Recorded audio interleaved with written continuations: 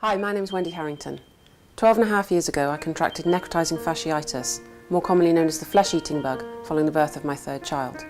I lost my womb, ovaries and 2/3 of the flesh on my torso. As I lay there in that hospital bed looking at my mutilated body, I couldn't imagine ever feeling happy again. Yet I've been on an amazing journey and have learned many things, and now I'm happier than I've ever been, and I can't wait to share all the things I've learned with you.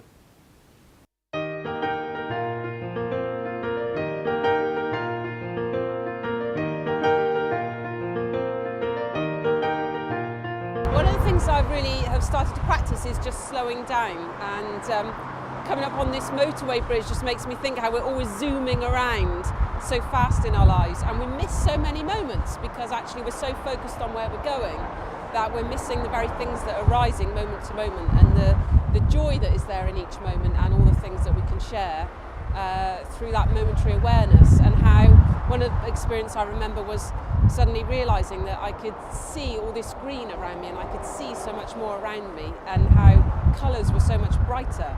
We're doing an exercise with a tree, and I'd been just, I don't know, this idea of nature and me being one thing had started to sort of filter into my mind, and all of a sudden I lost all sense of myself as a separate being and just expanded out and just felt this incredible love, and just knew that everything came out of this love and everything returned there. It was like there is unity, it comes out to separateness, and it goes back again. And that is it. I think that spirituality often is this idea of, you know, being spiritual and coming out of the human experience. What feels really important to me, the messages I seem to have, are about that what's important is this human experience, and what's important in it is becoming more loving. And so my daughter, who's now 12, but a couple of years ago I was in Scotland doing some healing, and she was in Bristol with my mum. And I just, reached this point of just pain. I didn't know what else to do with myself. I felt so bad inside, and all of a sudden I was just aware of her in my mind, and she just said, "You have to forgive yourself, Mummy." And I said back, "But I don't know how." And she said, "See yourself how I see you. See yourself with my eyes." And with that I just felt this most incredible love, and it was like I could have killed every single being on the planet and I would still have been loved. And that feels to me like that's the love of God, that just, you know, that there is nothing that we can do that is so bad that we're not forgiven for.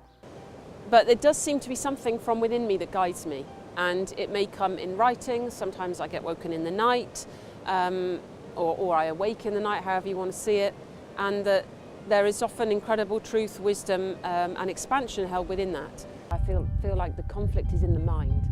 So the battle is with ourselves and the battle is within us, yet we see it reflected outside of us in the world. So we see conflict, we see hate, we see bitterness, we see resentment, we see divide, we see separation, and that the peace comes from within. So as each of us turn in, and of each of us as our minds are healed and they become whole, then I do believe that there will be peace in the world. So that for each of us to practice forgiveness, to look at our past hurts, and to become more compassionate.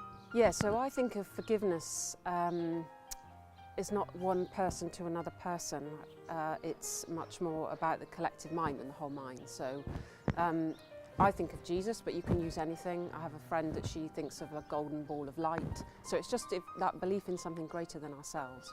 So for me, if I do it, so I visualise and imagine Jesus, so I just close my eyes, I just imagine Jesus and the energy of that, the love of that, and then if there's somebody I particularly have an issue with, then I'll first imagine myself wrapped in that light, and then I see if I can extend that light to wrap them in the same light. And sometimes I can and sometimes I can't.